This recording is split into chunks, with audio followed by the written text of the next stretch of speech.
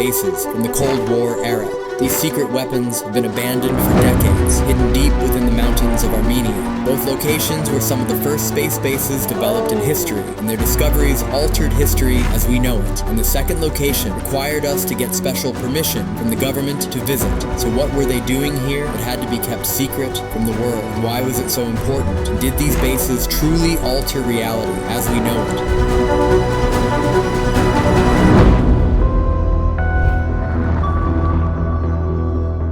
These buildings are not visible in winter. They are entirely covered in snow. What? Whoa. And all of them are connected to one another through underground tunnels. Whoa. It used to have over 100 researchers working here during the Soviet times, and with the current money, it was a $40 billion project. High in the mountains of Armenia, more than 10,000 feet above sea level, sits the Aragats Cosmic Ray Research Station. Built in 1943 during World War II, this station started as a small Soviet lab designed to study cosmic rays, high-energy particles from space. But everything changed during the space race in the 1960s. As the competition between the Soviet Union and the United States grew, Aragats became a major research site. The Soviets expanded the station with new equipment, labs, and detectors. It was one of their most advanced observatories, built to help understand the universe and to compete for control of space. Although the station was built for science, its mission wasn't entirely peaceful. Stories have long circulated about secret experiments tied to the military. Some people say the Soviets tested space materials, radiation effects, and even early space weapons here. Locals sometimes reported strange activity, bright lights in the sky,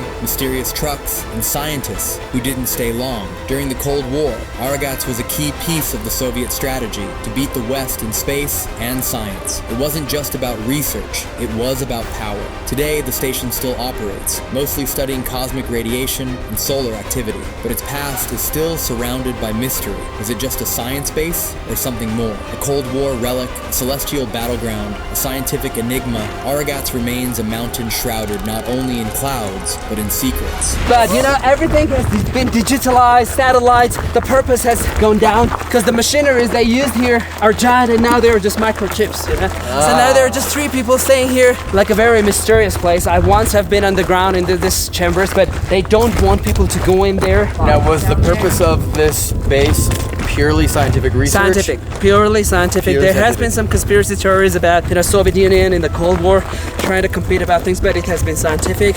They were calculating, I don't know, different particles, like getting messages from up there. So this stuff is all related to physics, about cosmos. That's why it's on 3,300 meters above sea level, which is, I think, 15,000 feet? No, that'd be about 10,000 feet. 10,000 feet above sea level. And in winter, we just come here up by winter bikes. Yeah. Do you know if It's not they ever accessible. learned anything noteworthy up here? Like, were any discoveries made? There was lots of classified information. The researchers, again, everything stopped, you know. There was the collapse of Soviet Union, funding stopped, so, you know, they couldn't compete with the technological race with the West. So that's why things just slowed down here. Until now, there are 3 guys doing some research. Wow. Like huge, some bulbs. So there must be, like, inside of the buildings and, like, underground, there must be a lot more equipment and stuff, right? Okay. So this is the main, like, the headquarters where Mrs. Gohar used to sit here and just make sure that the facility runs. But imagine 100 people used to work and now just 3. Do they have plans to use these buildings for something else? Not this one. There was some sort of discussions about turning into a tourism center. Armenia is not an attractive destination for foreign investments because of our geopolitical issues, our blocked borders. So most of the investment is coming from the diaspora Armenians because they are patriotic. They want to support their homeland. I see. Some do because they get rid of their own taxes. They get tax returns in the US. So any option is fine for us as long as the money comes in. But once this whole war thing is done and there is peace in the region, you'll see more investments coming in. All the structures would turn into some attractions. What do you think all these structures should be? I think it should be a winter attraction area because it's so lovely in winter here, you know, like skiing, sports, cross country snowboarding skiing, and stuff. snowboarding. Dude, this would be it's so flat. They come out with skis from the 2nd floor and come down. No There's about 5 way. meters snow here.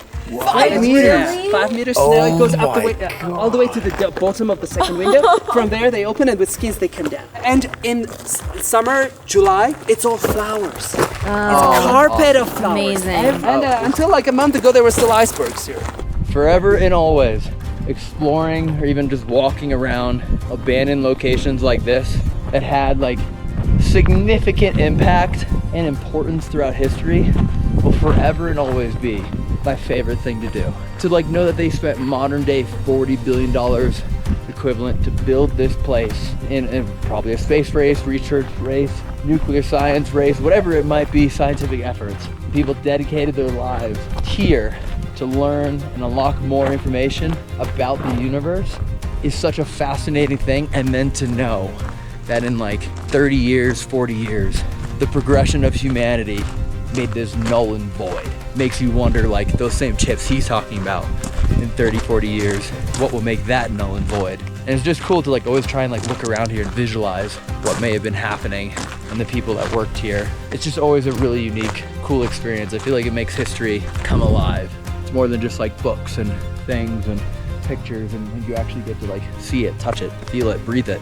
It's really cool. It's always one of those things, if you're ever traveling, highly recommend making little pit stops, even if you just get to the edge, just to take a moment and look at it and kind of just take it in. It's cool. It's well worth it every time.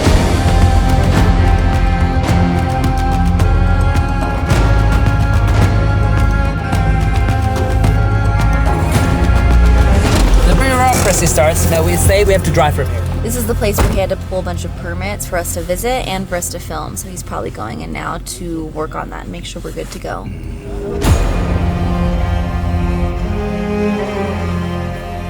This building? The whole complex. This looks super abandoned. Is this it right here? Oh, that's insane. Oh my god! This is it? This is it! The giant This bowl. whole thing. Ah, you have to go up and see it from up there, and then we'll go to the control tower. What? Let's go! What?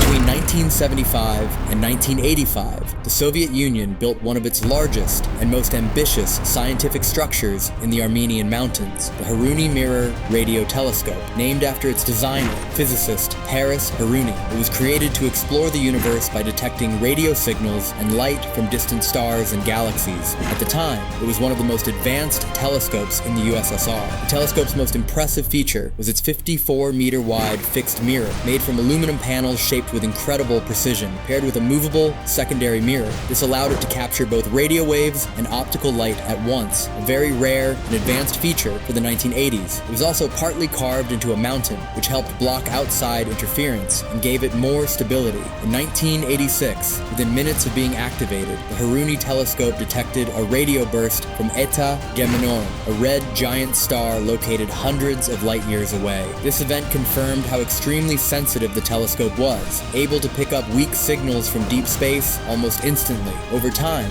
it helped gather valuable data on cosmic radio sources, sun activity, and even the structure of the Milky Way. But while it was publicly a scientific tool, questions still surround the telescope's deeper purpose. Many believe the Haruni telescope may have had military uses, especially during the height of the Cold War. Some theories suggest surveillance potential, its location and sensitivity may have allowed it to intercept long-range satellite or communication signals, possibly even Western military transmissions. Space tracking system. It could have been part of a secret Soviet space object tracking network used to monitor satellites or incoming missiles. Prototype radar research. The technology behind its mirrors might have also been a test bed for future radar or directed energy systems, especially as interest in space-based weapons grew in both the US and USSR during the 1980s. There is no public proof of these uses, but several details raise eyebrows. Its remote location, its enormous cost, and the presence of military personnel at the site have fueled these stories for decades. Some old Soviet documents about the site are still classified. Today, the Haruni telescope is mostly inactive, but its structure remains intact, standing as a massive, silent witness to a time when science, technology, and military ambition were deeply connected. Whether it was a space observatory or something more, it remains one of the most mysterious and impressive Cold War installations in the former Soviet Union. This is crazy. I've never seen anything like this in my life. Yo! Oh my Dude! That actually gives me butterflies. Imagine skating down Dude, I was this. literally about to ask, does anyone have a dirt bike? Can you drop carry in? What? Dude, you could so drop in and do something here. So does this thing go up? Or does it just like rotate the middle thing? So I think Scope. that is on an axis in the center. It catches radio signals. That might be like 100 feet deep. Yeah. Maybe more. I want to know comparatively how big is this to like what we now have for like our telescopes, like modern day, like top of the line telescopes. Like what's the Hubble comparatively to this? James Webb is like would be a comparative. So like size-wise though, you know what I mean? Like, because this is what, 40 years old, 30 years old. Yeah, I mean much smaller than this. James Webb is much smaller. You think so? Yeah. How deep is this? I think it's 54 meters. That's why it's called Road 54. It's 54 meters. 160 feet? God damn. Because it's like times 3. I could definitely ride a dirt bike like around the edges, like start at the bottom. This is breathtaking. It really is. And just look at the view that it has here, you know? I wonder if people were happy or mad to get stationed here. Because like you get to look at this every day.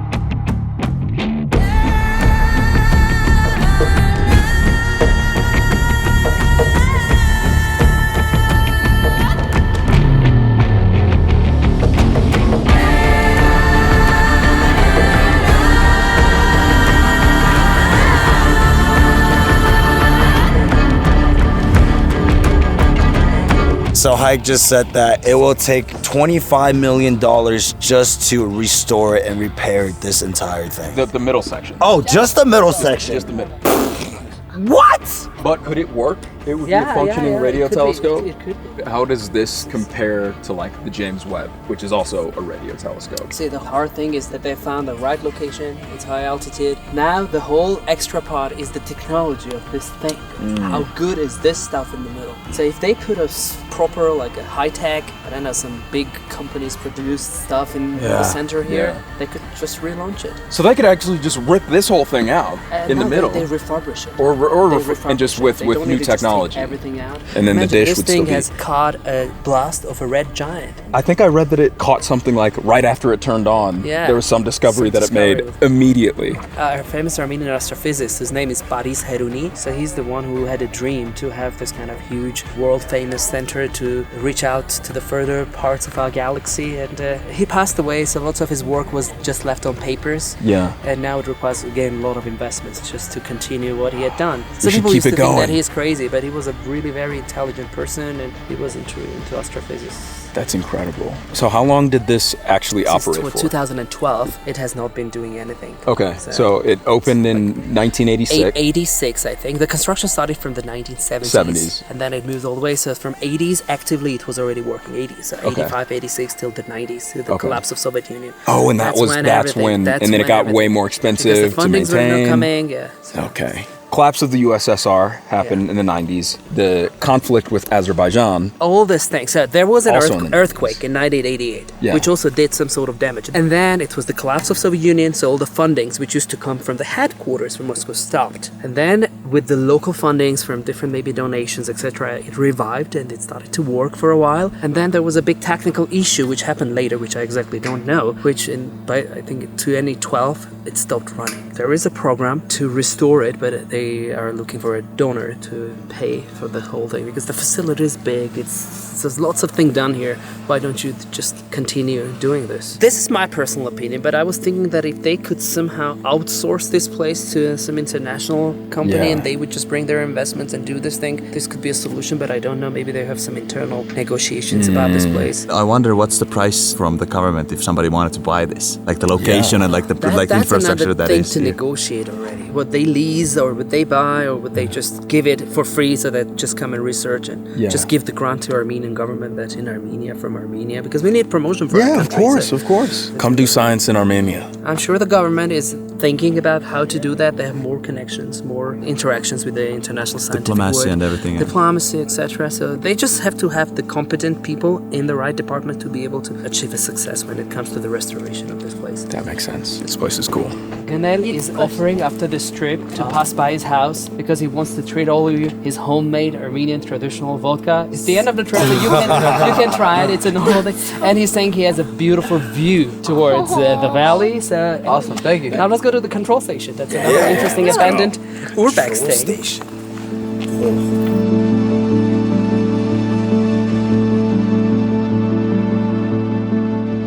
Whoa. What the heck? It shows months, it shows years, it shows everything with just the shadow of the sun. So that's how the sun's rays goes. This is the reflection of the moon here, showing the months, which day you are on exactly. And here is written August, September, October, November. Oh, the no months. way. And then here's the clock. The clock is actually this. Armenian numbers used to be Armenian letters until like 19th century. A was 1, B was 2, G was 3. And every church will visit on the southern wall, you will see a sundial from 10, 11, 13 centuries. Really? So that's how time was done. And on a sunny day, it actually On is a sunny, accurate. and if there is a moon, the shadow of the No moon would show the way. months and other stuff, and the sun would show the time. But That's so cool. Made when did you say? 1977? 1987. 87. This one, yeah. 1987. Wow, what's there? That's other research parts of the whole place. It's a huge complex. So would this facility communicate with the facility that Yes, we were? absolutely. And then that one with the one in Burakan, and then that one with the ones in Yerevan. So they're all connected and linked to one another. I didn't realize we were going to be able to go in here, too. Whoa. Oh, whoa. It like actually keeps going further and further down. That's cool. See the whole complex.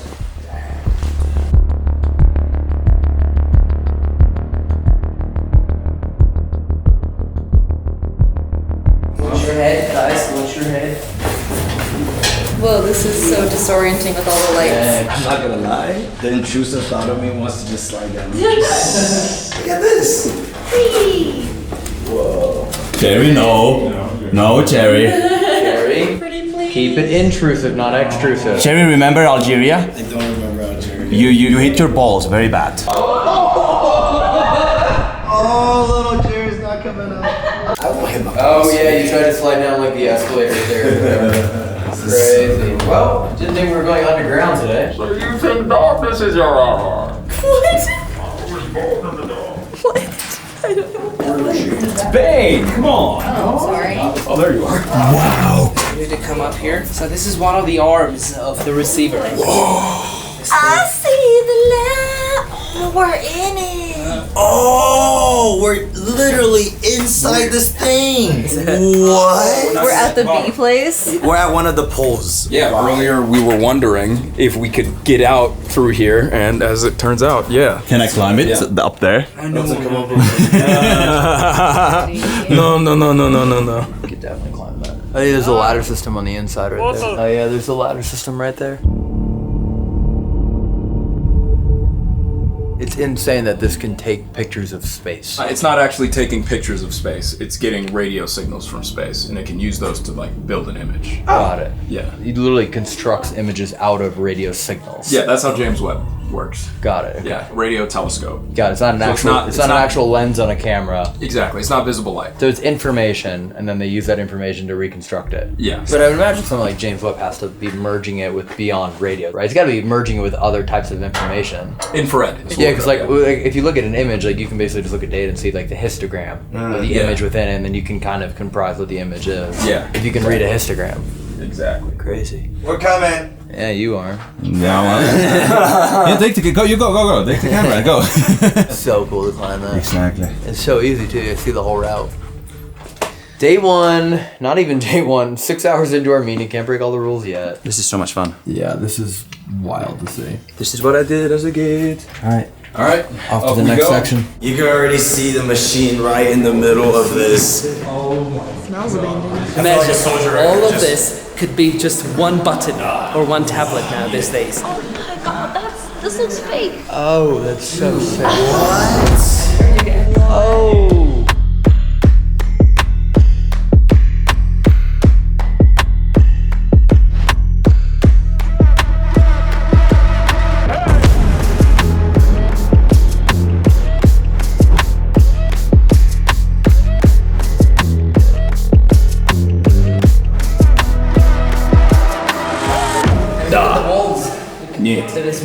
Bolshevik. There's the church. Those are the three words that I know in Russian. See this intact is like pretty crazy that they actually kept it at this condition. I guess that's why you need to have like that much paperwork to get here. So Yeah. Oh Oh, look at all the clocks. What does it say directly underneath the clocks? Eastern, like Eastern. It's like our clock. Like current time. Current time, Yeah. yes. But Eastern is like true. Because true time, it's a start time. in the cosmos, the time frame is It's different. more slowly. It's slow. The time Yes, is slow. because when my you watch the star, the light There's a comes leak. here like 25,000 right. years ago. Yes, that's why these standards, it's Soviet Union time standards. It's so crazy to see the clocks just stopped in the time. This whole station, it's in a government package and they don't want to sell it because it's a science and nobody cares about science. Everybody cares about business. They want to do something with income from this station. It's a fascinating building, and I mean, just this entire thing. You know, it's insane to see this technology existed during that time. You know, and to be able to do this is incredible. They could be doing science. And this art, do you know Boris Heruni? I was just talking about the astrophysicist. The guy, Boris Heruni, Armenian he's astrophysicist. the CEO of this place. He passed away. Yeah, and he painted this one. He actually painted it? Yes, he's very talented guy. Painter scientist? Yes, this is all science things in Armenia. The optical telescope, the Armenian symbol, it's a pomegranate. Ararat, it's our month. Sun system, the left side, this one, it's a parabol antenna. Yes, it's a two type of antennas here, spherical and parabol. Oh, parabolic. Parabolic, yes. And the center, I think it's a god or not a god, I'm is photo. Body's head in his face. Yeah. he's Yes, he's a fat guy. he was a smart person. Actually, he's a radio engineer. He built this in his own money, not the government money. Did he help design and like engineer? Yes, of course, he had a very great team. He directed But the idea in this station, he's mine. What is that broken telescope It's a kind of thing with the mirrors? sun system. Oh, solar. Solar system, yes. But it's not the modern solar system right now. It's like paragenerator. Ah, so it's a thermal power station which works with the solar heat. Oh, okay. Just to generate heat with mirrors. Oh, that's smart. The That's sun, really smart. light suns come to the And it mirror. absorbs the- Yes. Yeah, and reflects to the Reflects same the- point. Oh, so there's the collector, and then there's a point Yes. in the middle. Middle. It directs all of the light to the Everything middle, there. and then And it collects comes it. hot, and the water is built. And the steam starts generating energy. Yeah. That's really Actually, smart. And that's how they powered the facility. Yes, but it built after when Soviet Union is broke. Because in Armenia in 91 and 95 it's light crisis. Ah, yeah. There was no energy. Just imagine the whole country. Yeah. They don't have a light. Only 1 hour on one day. And he built this system to power this station. Ah, I see. Wait, why was there only light for So, an hour a day? 88 earthquake did a big damage to the whole country, particularly the northern parts, and our power plant, nuclear power plant. It was dangerous to reuse because of, we just faced Chernobyl a few months before that. So that's why, and 30% of the domestic energy is from there. There's a big damage to the infrastructure, and also there was no fundings coming from the unions. So the factories, everything stopped running. So all these things created a crisis in the country. It's a lot. And we call it dark and cold periods. And there is an interesting footage of Cher visiting Armenia, staying at one of the most luxurious hotels at the Republic Square, and there was no light. So it was 1993 when she came here. But this was a great thing, to power one scientific facility, which just a That's self-made genius. DIY Yeah. power station with the sun. That was a smart guy. Yeah. I feel like he earned the ability to paint himself on the wall. Just like you gotta have some ego to build a facility like this. on. And then he painted the whole wall, and he was like, I am painting myself this guy. And you know what? Okay, I get it.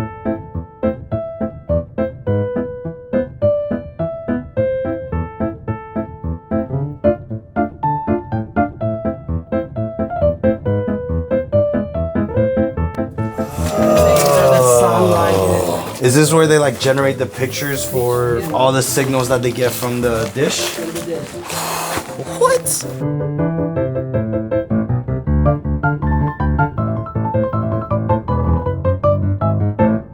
Oh yeah, we were just all the way down there. Wow. Damn, dude, what a beautiful first day here. Yeah. Beautiful first 6.5 hours.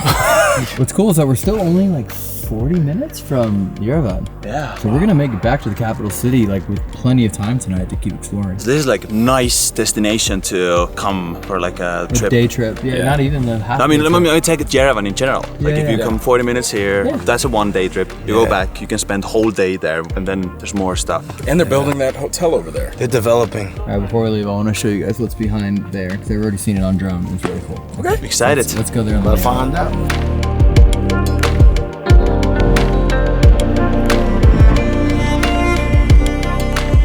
Are we gonna see it soon? You will see it momentarily. Oh, I don't know why it's there, but it's pretty sweet. Oh, what is this? Whoa, it's a big eagle. Oh, It's an eagle. that's cool. That's massive mural. Oh, that's why you saw it through the far through the drone. Yeah, on the drone, when you back up all the way, like you can really see the definition and like the texture. Wow, that's a big eagle. Never seen it either.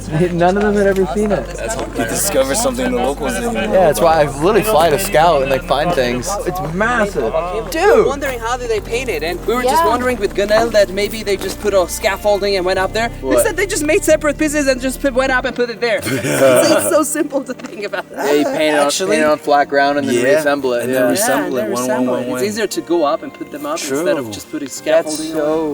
I wonder how long it's been there. Like if it was. Maybe it was just to protect it. Maybe. A date. I'll go check. And what's the symbolism of the eagle here again? Eagle is our national bird. It's the king in the sky, and we have plenty of eagles in our. 2022? It was done in 2022. Really? Yeah. Wow. And is there a name? DALEAST, like Dalist. Ah, there was a big fest here. Remember I was telling you the fest after which they made everything so strict? It was in the frames of that fest. There was a guy hanging from up there and painting. And it was in the frames of a fest which was called Census. It was a big thing in Armenia. Everybody knew about that. Electronic music. Yeah. DJs, drugs, girls. Coachella What's the of Armenia. I want to go down to this truck with it. That's so crazy that they built something that can capture sunlight and then can concentrate it and then burn it and convert it into a generator that could then power a telescope that can read and image radio signals in space, which can then be transcribed in that dark room to actually be converted to an image in which they were actually able to capture things that were happening infinitely far away in our universe. I can't even fathom the amount of energy this needs to generate for that. You know what I mean? I don't even know how cameras work, dog. Bro, all I do is I click record and I go, I hope there's a picture on this when I upload it to YouTube. Oh yeah, look at this one. It's like pristine. Do they rotate? I don't know. Or maybe it was like bouncing. What a cool complex though. That truck looks awesome. Yeah. Come on in. This was the science lab for sure. Oh yeah, look at all the monitors. And then look at all the tubes. Nice. No way. Yeah, dude, we're up here. Oh, what? Wow. Dude, the sunset right now. Does this thing hold? I'll go first. If it drops, it's only like 20 feet. Insane. I wonder if this is like what they were using to communicate with like the other bases. I have no idea. No clue whatsoever. I'm like waiting for this thing to just like budge out. You're good. I think it'll support it. Day well spent so far. Oh, what the heck? What? Is this? I don't know what this is, but you just pulled it out. This is why you need permission to be here. Otherwise, people just be tearing it apart. Yep. Nice. All right, head back. Yeah. Ready for thinking? Let's do it. The whole idea of this telescope is to get the cosmic rays in the forms of frequency, in the forms of matter, which will be coming, and this whole dish is just purifying it to make it as clear as possible without any extra particles coming to what they want to see. And then this data is going into that room, and that room is all covered by that special dark foil material to make sure that there's no any single particle of sun or any other thing penetrating into the room, or sound, everything. Because all of these things we are mentioning, they are particles, which could affect the final result of what they got from space. It has to be as perfect as possible to get as perfect information as possible from all that tiny particles they get from space. Wow. So it's actually absorbing particles. I thought it was a radio. Radio is also a particle. So the frequency is also coming in the forms of particles. So all these matters, they come through this machine inside, and this whole thing, they concentrate it into that spot to get the perfect, clear, ideal particles, what they want. And then these particles, whatever they get, goes into that room, to purify even better so that atmospheric, earthly, space, other light, sounds, or whatever it could be doesn't penetrate so that they get a perfect result. So it's just getting filtered. Everything is just getting It's filtered. all about filtering. I see. Also, I didn't get the memo that we're supposed to wear green today. What the heck? All of you. Green military. Green squad. That's why you just pour something. Oh! How does that even happen? Yeah, exactly. I was like, I got a match. So Armenia was in fact the smallest republic of the USSR, and we didn't have that much landmass and natural resources like Ukraine and Kazakhstan would have. So our main niche capital that we used to give to the Union was intellectual capital.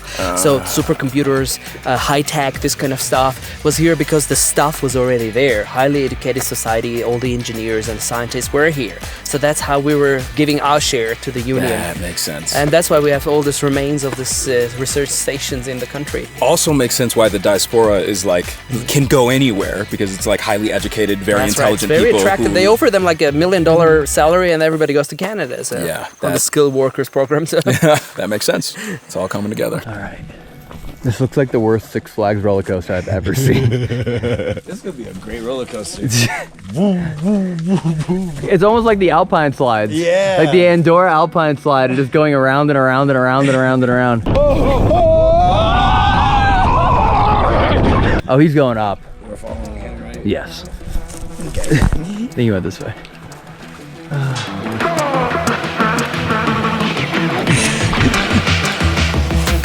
Almost there. Okay. Get to the top. He's going for it. I'll do it. Oh, you go this way on the inside. Oh, that's way better. Pretty sick, to be honest. Crazy. Oh, that's a fat drop if I fall. Whee! Crazy, dude. Holy shit.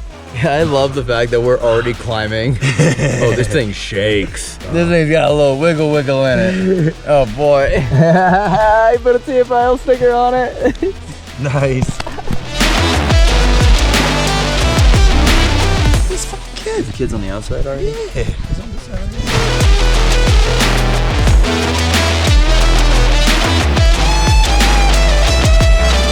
Are you saving this bird's life right now?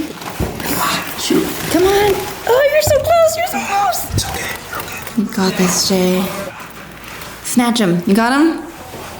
Jay is saving a bird right now.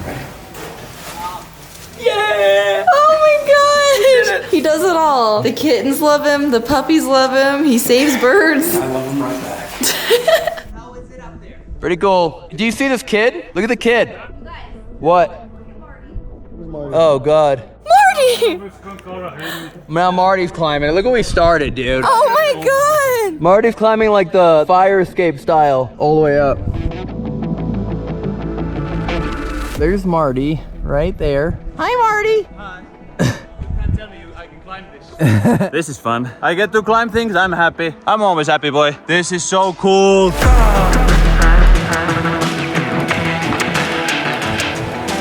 Hike, are you ready for 5 or 6 more days of this? Yeah, of course. Okay.